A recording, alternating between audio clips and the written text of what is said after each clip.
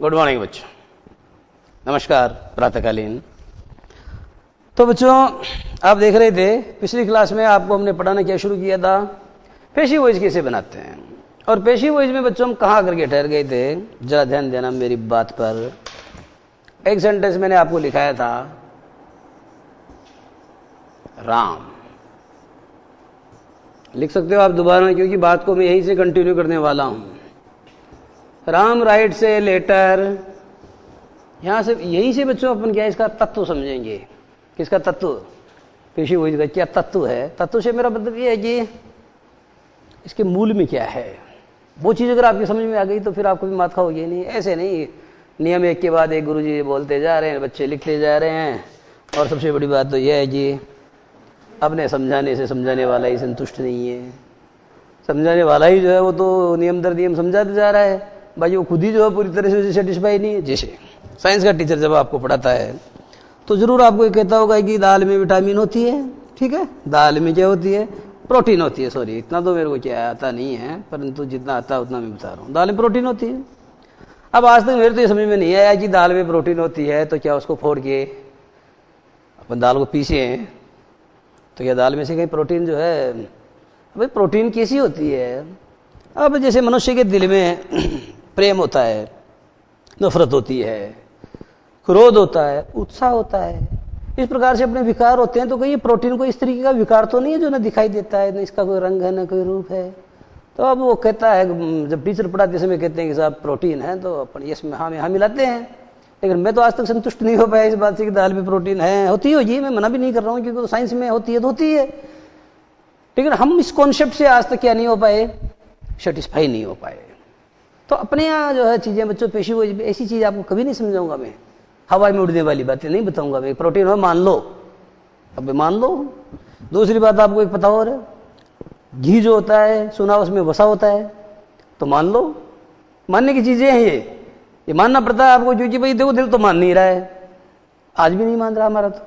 परंतु यह है कि टीचर कह रहे हैं तो अपन मान लेते हैं, याद भी कर लेते हैं, याद कर लेते हैं कि दाल में क्या होता है, दाल में प्रोटीन होता है, सोयाबीन में सबसे ज्यादा प्रोटीन होता है, इस तरीके की बातें हैं। अब जो अपनी बात से जोड़ करके इस बात को मैं आपको जरा एक्सप्लेन करना चाहता हूं कि इन सब बातों के माध्यम से मेरा लक्ष्यार्थ क्या है, क्या है जो इस मेरे इन सब बातों के माध्यम से मेरा विज्ञार्थ क्या है। मेरा मतलब ये है कि इसमें जो मैं कहना क्या चाहता हूं आपको। तो बच्चों जरा बात को समझो। मैं आपको ये कहना चाहता हूं, बहुत आसान सी बात कहना चाहता हूं, क्या कि एक सेंटेंस है, किसी को डाउट, ये एक सेंटेंस है, ये एक शब्द है, ये भी एक शब्द है, और बताओ बच्चों ये भी एक शब्द है। अब बच्चों आप जानते हो शब्द को अंग्रेजी में क्या बोलते हैं, वर्ड बोलते हैं। यहां तक तो कोई दिक्कत नहीं है। और शब्द को बच्चों जब वाक्य में प्रयोग कर देते हैं, शब्द को जब वाक्य में प्रयोग कर देते हैं तो उसको पता क्या बोला जाता है, ध्यान दो इस बात पे। शब्द का बच्चों जब वाक्य में प्रयोग कर देते हैं तो उसको स्पीच कहा जाता है। क्या कहा जाता है? स्पीच हिंदी में बोलते हैं पद। हिंदी के अंदर ये बहुत अच्छा सवाल है, हिंदी में नेट की परीक्षा में पूछा हुआ सवाल है कि शब्द जब वाक्य में प्रयुक्त होने की योग्यता प्राप्त कर लेता है तो उसे पद कहते हैं। इसीलिए तो अंग्रेजी में आप बच्चों पढ़ते हो पार्ट्स ऑफ स्पीच। क्या आपने कभी किसी को यह कहते हुए सुना है कि parts of words, parts of a word, parts of a word माने शब्द के पार्ट? ऐसा कभी नहीं पढ़ते हम पढ़ते हैं पार्ट्स ऑफ स्पीच। क्या पढ़ते हैं? Parts of speech. तो उसको पद परिचय कहा जाता है। क्या होता है? पद परिचय। पद परिचय का मतलब आप जानते हो, वाक्य में जब कोई शब्द वाक्य में प्रयुक्त होने की योग्यता प्राप्त कर लेता है तो you call it to be speech. आप बच्चों उसको स्पीच कहते हैं। स्पीच माने पद होता है, स्पीच माने वाक, वाक माने वाणी होता है, स्पीच यानी भाषण होता है। तो इतनी बात तो समझ में आ गई, वर्ड क्या, स्पीच क्या है। अब बच्चों आप ये बताओ कि ये क्या है। ये एक नाउन है। कैसे पता चला? क्योंकि नाम है। Noun is a naming word. Noun क्या होता है? नाउन वह होता है जो किसी का अभिधान बताता है, जो किसी का नाम बताता है। That's what you call a noun. उसी को आप नाउन कहते हो, तो ये नाउन है। राइट्स में बच्चों आपने ऐसे एस जोड़ा है तो ऐसे एस किया तो इधर जुड़ेगा, इधर जुड़ेगा। तो बच्चों आप जानते हो कि वर्ब में जब ऐसे एस जोड़ते हैं तो सिंगुलर बन जाती है। ये वर्ब है बच्चों। क्योंकि कैसे पता चला? तो ये बच्चों डूइंग वर्ड है। क्या है? A verb is a doing word. A verb is a doing word, अर्थात एक जो वर्ब होती है वो डूइंग वर्ड माने एक ऐसा शब्द जिसके द्वारा किसी कार्य का करना या होना पाया जाए उसे आप क्रिया कहते हैं। क्लियर हो गई ये बात? अब बच्चों ऑब्जेक्ट है, तो पहली बात तो ऐसा मैंने क्यों किया, ये अपने आप में एक अलग शब्द है, ये अपने आप में एक अलग शब्द है बच्चों, लेकिन आप इस बात को समझो कि दोनों को मिला करके ये एक अपने आप में एक शब्द है, ये अपने आप में एक शब्द है, तो बताओ ये नाउन है कि नहीं? और ये क्या है? ये आर्टिकल है जो हिंदी में नहीं होता। ठीक है बच्चों, ये आर्टिकल है, लेकिन आर्टिकल जो है बच्चों ये क्या कहलाता है? आर्टिकल कहलाता है प्री मोडिफायर। क्या कहलाता है? Pre modifier. प्री मोडिफायर बच्चों वह शब्द होता है जिसका स्वतंत्र वजूद नहीं होता, वह इसके साथ ही अंतर्वलित माना जाता है, इसलिए इस दोनों को मिलाकर के ऑब्जेक्ट कहेंगे। क्लियर? इसको वर्ब कहेंगे और इस नाउन को बच्चों आप क्या कहेंगे? सब्जेक्ट। प्रश्न ये है कि क्या होता है सब्जेक्ट, क्या होती है वर्ब, क्या होता है ऑब्जेक्ट, इस पर मैं आपको विस्तार से समझाऊंगा। परंतु पहले जो मेरे को समझाना वो ये है बच्चों कि जब आप इसका पीवी बनाओगे, क्या बनाओगे जरा बताना? पीवी, तो पीवी का एक ही सूत्र, O plus H V plus third form plus by plus subject, जिसको कि अब सब्जेक्ट नहीं बल्कि क्या बोलते हैं जरा बताना? एजेंट बोलते हैं। समझाना क्या है हमें? ऑब्जेक्ट को आगे लाओ, क्योंकि हमारा सूत्र यही तो कहता है कि भाई सबसे पहले ऑब्जेक्ट है, तो ये ऑब्जेक्ट क्या बच्चों? बच्चे क्या करते हैं? लेटर को उठाइए आगे ले आते हैं। ध्यान दो बच्चों, ये लेटर को उठा के आगे ले आओगे तो ए को कहां ले जाओगे?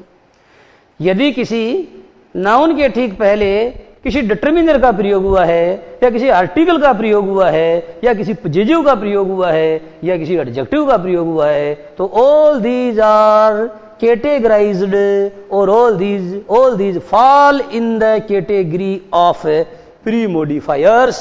इन सबको बच्चों प्री मोडिफायर की श्रेणी के अंतर्गत वर्गीकृत किया जाता है। और ध्यान दो बच्चों, प्री मोडिफायर का स्वतंत्र वजूद नहीं होता है।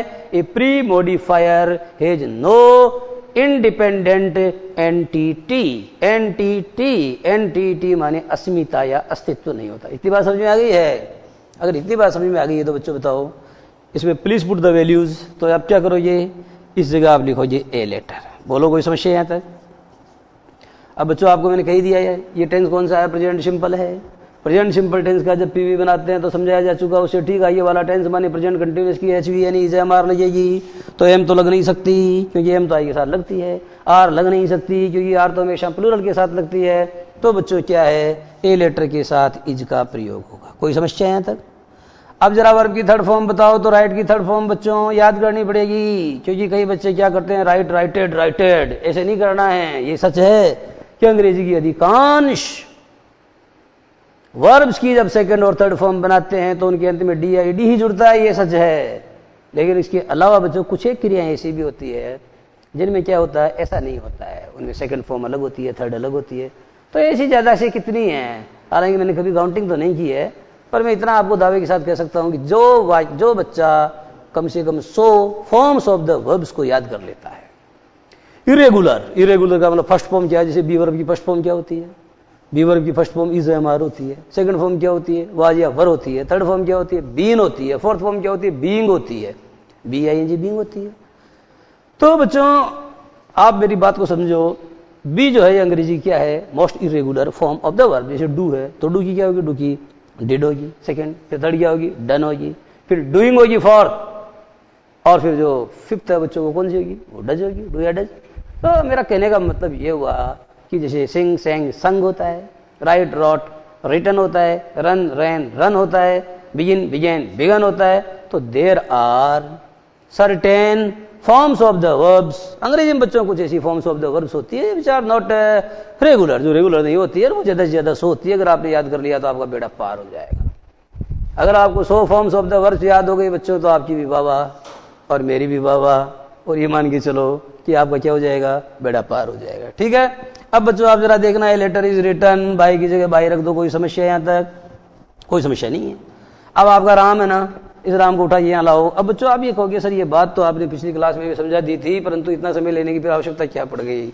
आप जानते हैं बच्चों, मैं जो बातें बोलता हूं उनके पीछे क्या होती है? बहुत वाजिब वजह होती है। तो वजह बच्चों में इसके माध्यम से आपको यह समझाना चाहता हूं कि यह भी एक नाउन है, यह भी एक नाउन है। ध्यान दो बच्चों, मैंने आपको ये कहा इधर देखना, जैसे ये आपकी वर्ब है, इधर क्या आ रहा है जरा बताओ? ऑब्जेक्ट। इधर क्या आ रहा है जरा बताओ? सब्जेक्ट। अब मैं ये बताना चाहता हूं बच्चों आपको कि जब ऑब्जेक्ट को सब्जेक्ट के स्थान पर ट्रांसफर किया जाता है और जब सब्जेक्ट को ऑब्जेक्ट के स्थान पर ट्रांसफर किया जाता है और बच्चों यहाँ नाउन होता है तो कोई चेंज नहीं होता, नाउन ऐसा का ऐसा आ जाता है, ठीक है। और बच्चों ये भी देखो कि यहाँ नाउन होता है तो कोई चेंज नहीं होता, ऐसा का ऐसा आ जाता है। बात समझ में आ गई है?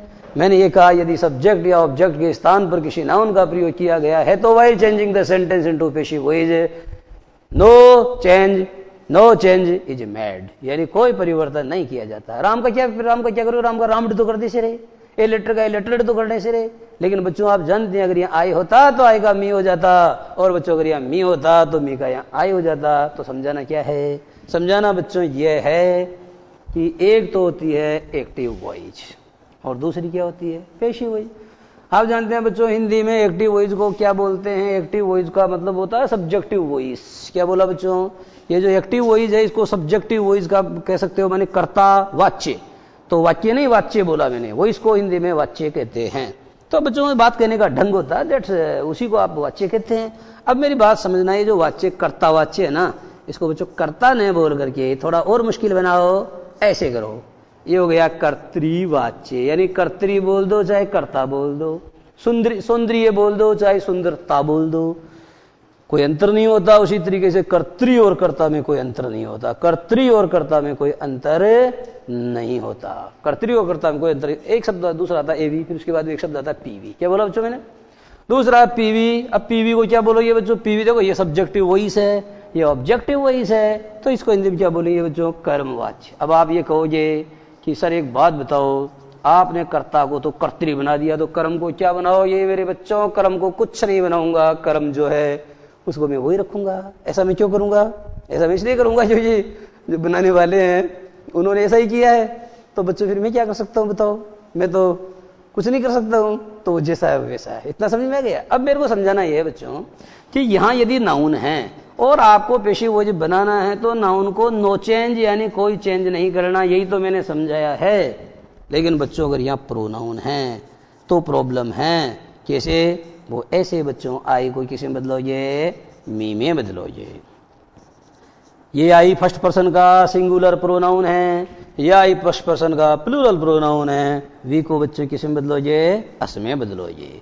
ये यू है बच्चों सेकंड पर्सन, तो यू को किसी में बदलोगे जरा बताना? यू को बच्चों यू में ही रखोगे। और यू की जगह अभी ये कभी आपके वाक्य में प्रयोग नहीं होगा, लेकिन आपका ज्ञान बढ़ाने के लिए बता देता हूं।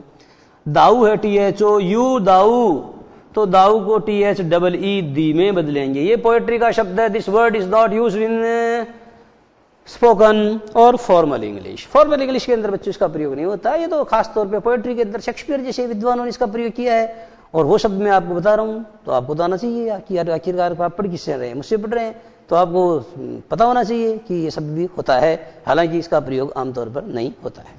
ओके, और आगे बढ़ाओ।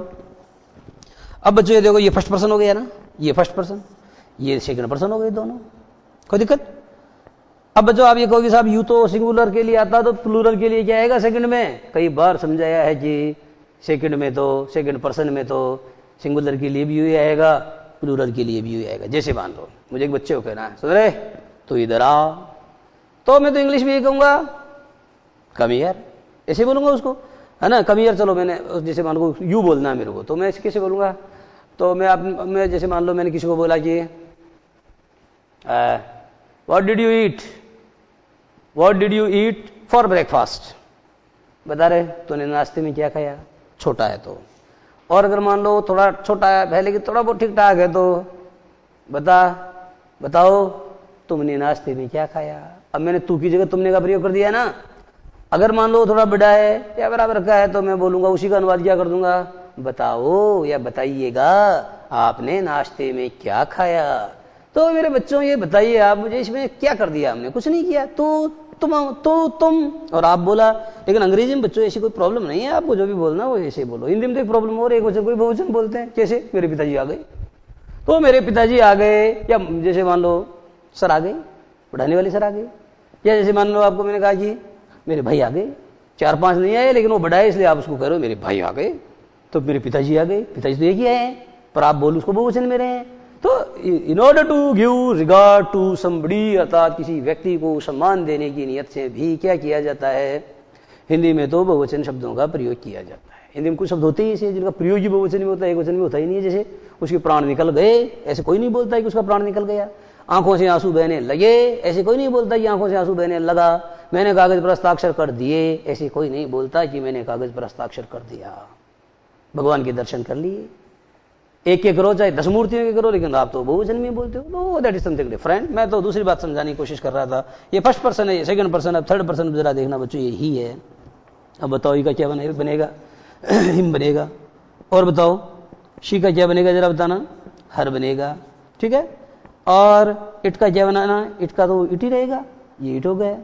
और बच्चों अगर दे आ जाए दे, तो दे का क्या बनेगा, जरा बताना? देम। ये बात बच्चों मैं आशा करता हूं कि आपको उतारने की आवश्यकता नहीं है, क्योंकि आपको आती होगी, वैसे उतारना बहुत जरूरी है अगर नहीं आती है तो। मैंने आपको ये नहीं बोला कि it is needless to jot it down, मैंने ऐसा नहीं कहा कि इन चीजों को उतारना नीडलेस है, बल्कि मैंने ये कहा कि इसलिए नीडलेस है क्योंकि तुमको ये चीजें मैंने कई बार समझाई है, तो ये चीजें आपको आती ही होंगी। तो ये बच्चे इस प्रकार से समझो, समझे कि नहीं समझे? तो प्रोनाउन को चेंज करते हैं, नाउन को नहीं करते हैं। प्रोनाउन को चेंज करते हैं, नाउन को नहीं करते हैं। कैसे बच्चों, जरा आइए तो बताओ किसे बदलोगे? बाई मी में बदलोगे, ठीक है, बाई मी में बदलोगे। वी को किसे बदलोगे, जरा बताना? नीचे लिखा हुआ है बाई अस में बदलोगे। ऐसा क्यों करोगे? प्रश्न ये है बच्चों, ये एक यक्ष प्रश्न है। इसका जवाब आपको किसी पासबुक में नहीं मिला होगा, ना आपने इस पर कभी विचार किया होगा, ना आपको सर ने समझाया होगा कि ऐसा होता क्यों है। ऐसा इसलिए होता है। ऐसा क्यों होता है बच्चों? इसका जवाब अगर यहां नहीं मिलेगा, इस मंच से नहीं मिलेगा, तो फिर कहां से मिलेगा? तो इसका जवाब तो मुझे ही आपको देना होगा। अब बच्चों होता क्या है, जरा एक बात समझना, बहुत आसान बात है। इतिहास आप पढ़ते हो, ये एक व्यक्ति है बच्चों जिसका नाम है कृष्ण। क्या नाम है इसका? नाम कृष्ण है बच्चों। ये समय रेखा के ऊपर इस जगह आके खड़ा है, जो इससे पहले है, दैट इज बीसी, माने बिफोर कृष्ण। उल्टा चलेगा ये। जैसे मान लो उदाहरण दे रहा हूं मैं आपको कि सिकंदर ने भारत के ऊपर आक्रमण किया। इस समय रेखा के ऊपर आओ बच्चों, जैसे मान लो आप 326 मान, ठीक है, 326 ईसा पूर्व में उसने आक्रमण किया, और 1 साल हो यार आप भी। उदाहरण दे रहा हूं मैं आपको इस चीज को, ये इतिहास से मत जोड़ना।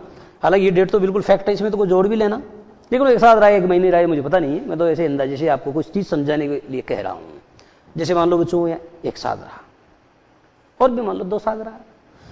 तो बच्चों 2 साल रहा, तो बताओ कब से कब तक रहा? 326 से लेकर के 27-28 तक रहा।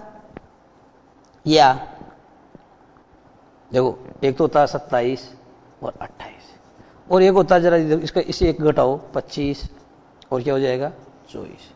तो बच्चों ये गलत और ये सही। यानी अगर वो 2 साल रहा तो 326 में आया और 324 में गया। कैसे? ऐसे क्यों? ईसा के जन्म से 326 साल पहले आया था और 2 साल यहां रहा। तो ईसा के जन्म से 326 साल पहले आया था, तो ईसा के जन्म से 324 साल पहले गया। बहुत आसान है इस बात को समझना, लेकिन आप इसको क्या उल्टा उल्टा उल्टा हो जाता है। अब बिंदु फिर वही आएगा कि अंग्रेजी है, फिर इसमें इतिहास कहां से आया। इसकी भी एक वाजिब वजह है बच्चों, मैं कॉन्टेक्स्ट से जोड़ करके चीजें आपको समझाऊंगा, परंतु इससे पहले हम लेंगे 2 मिनट का ब्रेक।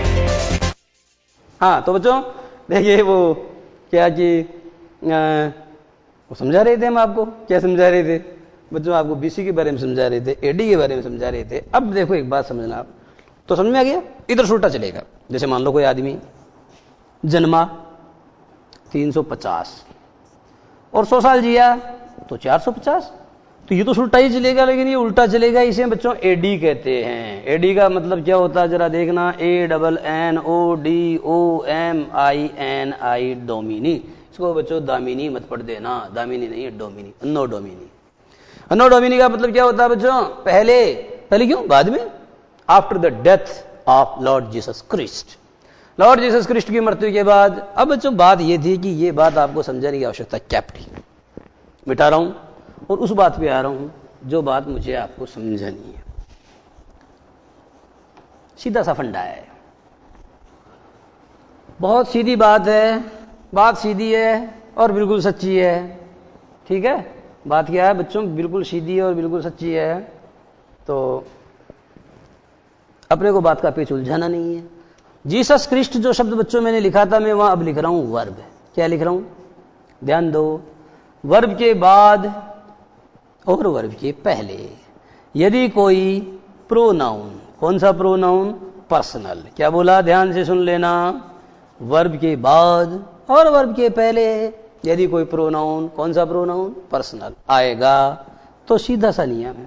जैसे मैंने आपका, मैं एक पत्र लिखता हूं, क्या बोला, मैं एक पत्र लिखता हूं, फिर हम क्या बोलते हैं, मेरे द्वारा एक पत्र लिखा जाता है, तो मेरे द्वारा यानी मुझ द्वारा। जैसे दूसरे समझाता हूं, वह एक पत्र लिखती है, अब वह द्वारा एक पत्र लिखा जाता है, ध्यान हिंदी में समझना मेरी बात को, वह एक पत्र लिखती है, उस वह द्वारा एक पत्र लिखा जाता है, वह द्वारा नहीं बच्चों, वह को किस में बदल दिया आपने बच्चों, वह को उसमें बदल दिया। ये क्यों बदला, किसने बोला था आपको कि यहां उस बोलो, आप जरा ध्यान दो मेरी बात पर। मैं जब आपको कहता हूं कि वह एक पत्र लिखती है, मैंने कहा बच्चों इसको उल्टा करो, इसको उसको पेशी वही बदलो, क्रम वाच्य में बदलो, तो आप ये कहोगे कि वह के द्वारा एक पत्र लिखा जाता है, तो आप वह के द्वारा नहीं बोलिए, क्या बोलते हो, आप बोलते हो उसके द्वारा। तो मुझे ये तो बताओ कि आपको मैंने तो नहीं कहा था कि वह की जगह उसका प्रयोग करो, लेकिन आपने किया ना, क्योंकि आप क्रिया के पहले क्या बच्चों, आप कर्ता के स्थान पर किसको उठा लाए, कर्म को उठा लाए। तो कर्म जब कर्ता के स्थान पर आएगा तो बच्चों फिर उसको उसमें बदलना पड़ेगा, यही तो बात है। ठीक है, अब जरा देखना, अब और वह एक पत्र लिखता है, तो इसको यहां लाते आपको उस करना पड़ा है। और जैसे बच्चों मैंने आपको कहा कि वह एक पत्र लिखती है, तो वह एक पत्र लिखती है, वह एक पत्र लिखती है, और एक पत्र आगे ले आए आप, तो एक पत्र तो बच्चों यहां पर क्या आ जाएगा, यहां इधर लिखना चाहिए था मुझे, एक पत्र कर्ता के स्थान पे आ गया, तो वह के द्वारा नहीं उसके द्वारा लिखा जाता है, तो कर्म के स्थान पर वह को आपने किसी में बदल दिया, उसमें बदल दिया, इधर तो ये वह है, देखो वह एक पत्र लिखती है।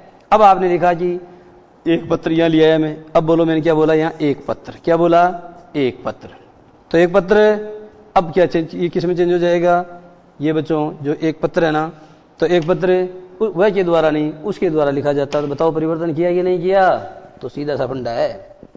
यहां बच्चों कोई सा भी पर्सनल प्रोनाउन आ जाए, इधर जो होगा वो क्या होगा, सब्जेक्टिव फॉर्म में होगा। कैसी फॉर्म में होगा बच्चों, सब्जेक्टिव फॉर्म, वो सब्जेक्टिव फॉर्म में होगा।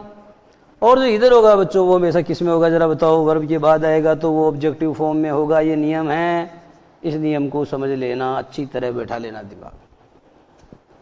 दूसरी एक बात और है, ये जो सब्जेक्टिव फॉर्म है बच्चों, इसे नॉमिनेटिव केस भी कहते हैं। क्या बोलते हैं, नॉमिनेटिव केस। केस क्या होता है बच्चों, केस ग्रामर की भाषा में केस का माने कारक होता है, कर्ता ने क्रम को करण से संप्रदान के लिए, हिंदी पढ़ते हो कि नहीं पढ़ते हो, तो जो केस का मतलब ग्रामर की भाषा में कारक होता है। और डॉक्टर क्या बोलता है, ये केस, तो उसका मतलब कोई मरीज को केस बोलता है, डॉक्टर तो मरीज को केस बोलता है, ये केस आया है। और कोर्ट अदालतों में तो अपने केस होते ही हैं, और इन केस का मतलब होता है किसी मामले विशेष में कोई प्रकरण विषय। तो ये केस शब्द बच्चों कई मीनिंग देता है, जैसे थिंग है, THING, ये कई मीनिंग देता है। बात, ये बात अच्छी नहीं है तो थिंग का प्रयोग करोगे, ये चीज अच्छी नहीं है तो थिंग का प्रयोग करोगे।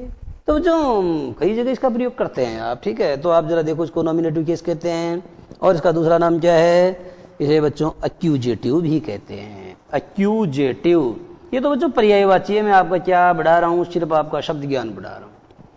तो आपको समझ में आ गया होगा कि आई का मी क्यों होता है, आई का मी क्यों होता है, क्योंकि वो किसके बाद जा रहा है। अरे आई राइट ए लेटर, अब आप क्या कहोगे, एक पत्र मेरे द्वारा लिखा जाता है, letter is written by I या मी, बाई आई नहीं बल्कि बाई मी। ऐसा आपने क्यों किया, वो वर्ब के बाद गया, जब पहले था तो आई था और वर्ब के बाद गया तो मी गया। लेकिन एक नियम और है बच्चों, इस नियम का एक सहायक नियम और है, वो भी समझो। वो नियम क्या है, वो नियम भी आपको आना जरूरी है। वो नियम बच्चों ये है, जैसे मैंने आपको कहा कि शी, ध्यान देना, लॉफ्ड एट आई, इसका हिंदी अनुवाद होगा कि शी लाफ्ड एट आई, उसने मेरी मजाक उड़ाई। बोलो, शी लाफ्ड एट आई, उसने मेरी मजाक उड़ाई। एक बार और, शी लाफ्ड एट आई, उसने मेरी मजाक उड़ाई। अब बच्चों देखने वाली बात यह है कि ये तो वर्ब के पहले आ रहा तो कोई प्रॉब्लम ही नहीं है, शी का शी रहेगा। और ये बच्चों वर्ब के बाद आ रहा है, लेकिन वर्ब के अलावा एक नियम ये वाला भी है, ये प्रेप के बाद भी आ रहा है। किसके बाद आ रहा है, इसको प्रीपोजिशन को क्या बोलते हैं शॉर्ट में, प्रेप। तो बच्चों ये भी नियम है कि प्रेप के बाद अगर आएगा तो इसको काट के आई को मी में, माने सब्जेक्ट को किस में बदलोगे, ऑब्जेक्ट में बदलोगे। दूसरा नियम क्या है बच्चों, किसी भी प्रीपोजिशन के ठीक बाद किसका प्रयोग हो रहा है, यदि किसी पर्सनल, ठीक है बच्चों, ये हो गया पर्सनल प्रोनाउन। और पर्सनल प्रोनाउन कौन से होते हैं, वही होते हैं बच्चों जो पर्सन के बारे में, first person, second person, third person के बारे में बताते हैं। फर्स्ट पर्सन में आई और वी आता है, सेकंड पर्सन में यू आता है, थर्ड पर्सन में ही, शी, इट, दे, या किसी का नाम, कोई नेमिंग वर्ड आता है। तो यदि किसी भी, आप कहोगे साहब फिर ये बताओ नाम भी आता है तो क्या नाम भी चेंज होता है क्या? देखो बच्चों, वो थर्ड पर्सन है लेकिन वो नाउन की तरह फंक्शन करता है, इसलिए वो नाम तो चेंज नहीं होगा, लेकिन बाकी सारी चेंज होंगे। तो आप जरा बताओ नियम क्या बन गया, प्रीपोजिशन के, किसी भी प्रीपोजिशन के ठीक बाद यदि कोई पर्सनल प्रोनाउन आएगा तो that shell automatically be changed into its objective form. तो बच्चों वह अपनी ऑब्जेक्टिव फॉर्म में बदल जाएगा। बोलो, जो बात मैंने समझाई, बात सीधी थी, सच्ची थी, सीधी थी, बताओ लेकिन आपकी समझ में आई क्या नहीं आई? अगर नहीं आई तो चाहे कितनी भी सीधी हो, कोई मतलब नहीं है फिर मेरा पढ़ाने का, है ना। तो आज और देखना, ये बात समझ में आ गई। अब बच्चों आपको इस बात का जवाब मिल जाना चाहिए, किसका, कि आई राइट ए लेटर, ये एक सेंटेंस है, ठीक है। और आपसे कहा पेशी बनाओ, तो देखो आप क्या करो, ये ए लेटर। अब बच्चों ये प्रेजेंट सिंपल है ना, तो इसे हमारा लगाओ, ये लगा दिया इज। एम तो आ नहीं सकता क्योंकि एम तो आई के साथ आता है। आपको सर आई तो है, अरे आई है तो पीछे चला गया, आई से क्या मतलब है, यहाँ तो ए लेटर आगे आ गया ना, इसलिए आई को कैसे काउंट कर सकते हैं आप। तो ए लेटर इज। अब बताओ थर्ड फॉर्म लगाओ, रिटर्न, ये हो गया I is, sorry a letter is return. अब बच्चों ये बाई, बताओ क्या है, प्रीपोजिशन है कि नहीं। तो इसके बाद बच्चों आई कैसे आ सकता है, ये आई किस में चेंज होगा, ये मी में चेंज होगा। बोलो समझ में आ गया कि नहीं आया। A letter is written by me, अर्थात एक खत मेरे द्वारा लिखा जाता है। नियम क्या है, नियम सीधा सा है, यदि किसी पर्सनल प्रोनाउन का प्रयोग वर्ब के बाद किया जाएगा तो बोलो ऑब्जेक्टिव फॉर्म में होगा, और यदि किसी प्रेप माने प्रीपोजिशन के बाद किया जाएगा तो भी ऑब्जेक्टिव फॉर्म में होगा। बाई भी क्या है, एक प्रीपोजिशन ही। बाई भी क्या है बच्चों, बाई भी एक प्रीपोजिशन ही है। अब जरा ये अपनी बात को अपन और समझाते हैं तो और आसानी से आपकी बातें समझ में आएंगी।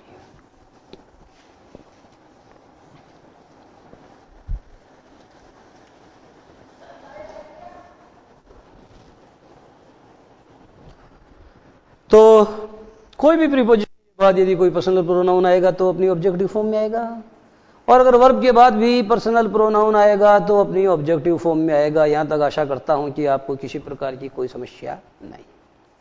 अब आप ये भी समझ लो बच्चों, ये वर्ब है, इसके इधर सब्जेक्ट होता है और इधर ऑब्जेक्ट होता है। कैसे, आई लव यू, और सुनो यू लव आई। ध्यान दो बच्चों, please look at the board, कृपया बोर्ड पर देखो।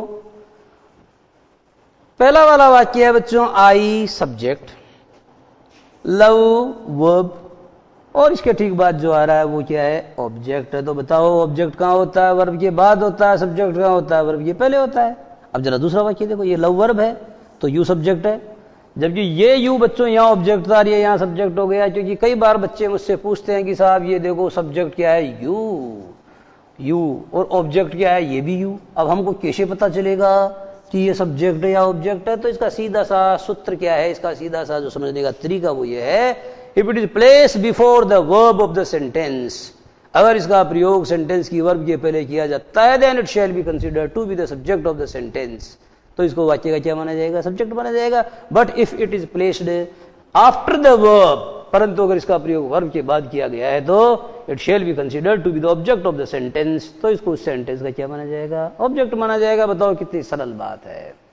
और एक खास बात और है, यदि यू का प्रयोग कहां किया जाए बच्चों, जरा ध्यान देना, ये यू है और इसके ठीक बाद में नाउन आ जाए, क्या आ जाए, तो यू तो फिर आ नहीं सकता, ये और आएगा।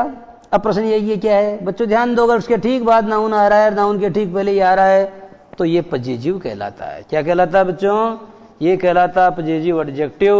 क्या कहलाता है, पजेजिव एडजेक्टिव। आ गया समझ में?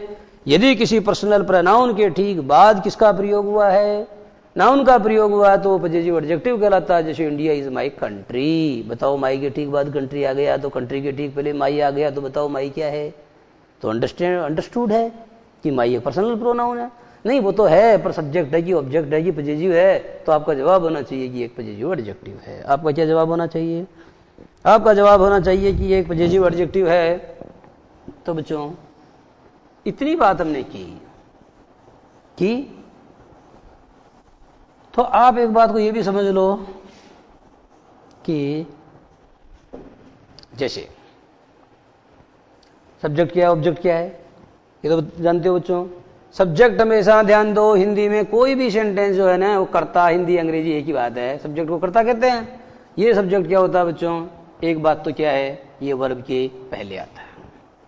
दूसरी बात ये हमेशा किसका जवाब देता है, हु का जवाब देता है। जैसे Ram killed Ravan, who killed Ravan, Ram ने रावण को मारा, किसने रावण को मारा, तो ये हु का हमेशा क्या देता है, रिप्लाई देता है। क्या देता है, हु का हमेशा रिप्लाई देता है। इसका प्रयोग हमेशा वर्ब के पहले किया जाता है, ये बाद भी किया जाता है। इसका प्रयोग बच्चों हमेशा वर्ब के पहले किया जाता है, बाद में कभी नहीं किया जाता। पेशी वोइज में बाई के बाद होता है, लेकिन तब ये सब्जेक्ट नहीं रहता, तब ये एजेंट बन जाता है। एक बात वर्ब के बारे में जानते हो बच्चों, ये वर्ब क्या होती है, ये वर्ब बच्चों सब्जेक्ट के ठीक बाद आती है। इसके बाद ऑब्जेक्ट आ भी सकता है और बच्चों ऑब्जेक्ट नहीं भी आ सकता है। यानी वर्ब के ठीक बाद में ऑब्जेक्ट आए या नहीं आए ये जरूरी नहीं है, लेकिन वर्ब के पहले सब्जेक्ट जरूर आता है, केवल एक सूरत में नहीं आता है। कौन सी सूरत में नहीं आता है, जैसे मान लो कोई सेंटेंस वर्ब से शुरू हो रहा है, उसको बोलते हैं इंपेरेटिव। जैसे कम यार, मैं कहना चाहता हूं यू कम यार, तो सब्जेक्ट तो उसमें है but that is in understood form, लेकिन वो अंडरस्टूड फॉर्म के अंदर, that is not in expressed form, अर्थात वह अभिव्यक्त फॉर्म के अंदर या प्रकट रूप में नहीं है, अर्थात वह प्रकट रूप में नहीं है। ये तो वर्ब हो गई बच्चों। अच्छा, वर्ब की खास बात क्या होती है, ये बच्चों डूइंग वर्ड होता है। डूइंग का मतलब होता है वह शब्द जिसके द्वारा किसी कार्य का करना या होना पाया जाए, उसे क्या बोलते हैं, क्रिया कहते हैं। अब बच्चों ऑब्जेक्ट क्या होता है, जरा ये भी समझो। ये अंतिम बात है आज की।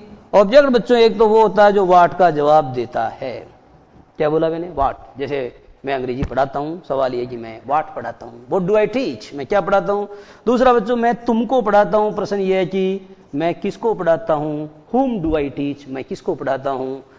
तो बच्चों जो व्हाट का जवाब देगा वो हमेशा निर्जीव होता है। क्या होता है, निर्जीव होता है, और उसे DO माने डायरेक्ट ऑब्जेक्ट कहते हैं। और जो बच्चों whom का जवाब होता है वह हमेशा सजीव होता है, और बच्चों वह हमेशा IO माने इनडायरेक्ट ऑब्जेक्ट कहलाता है। लेकिन बच्चों एक बात ये भी समझ लो कि कोई भी सेंटेंस है और उसमें क्या है, अगर कोई भी सेंटेंस है बच्चों उसमें केवल एक ही ऑब्जेक्ट है, एक ही ऑब्जेक्ट है, तो बच्चों चाहे वो सजीव हो चाहे वो निर्जीव हो, वो हर सूरत में डायरेक्ट ऑब्जेक्ट होगा, इनडायरेक्ट कभी नहीं होगा। इनडायरेक्ट ठीक है, लेकिन दो हैं तब एक को आपको डायरेक्ट कहना पड़ेगा, डायरेक्ट उसको जो निर्जीव है और इनडायरेक्ट उसको जो सजीव है। लेकिन अगर किसी सेंटेंस में सिर्फ एक ही ऑब्जेक्ट है, जैसे आई लव यू बोला आपने, तो इसके बाद में यू आ रहा, लव के बाद में यू एक ऑब्जेक्ट है और वो सजीव है, लेकिन फिर भी उसको आप इनडायरेक्ट नहीं डायरेक्ट ऑब्जेक्ट ही कहोगे। यानी अगर एक ही ऑब्जेक्ट है तो that shell always be the direct object of the sentence. ठीक है बच्चों, तो इस तरह से आपने क्या देखा, बहुत अच्छे से पेशी वोइज के बारे में हमने चर्चा की। और आज की बात बच्चों ये समाप्त, आगे वाली अगली क्लास में। नमस्कार।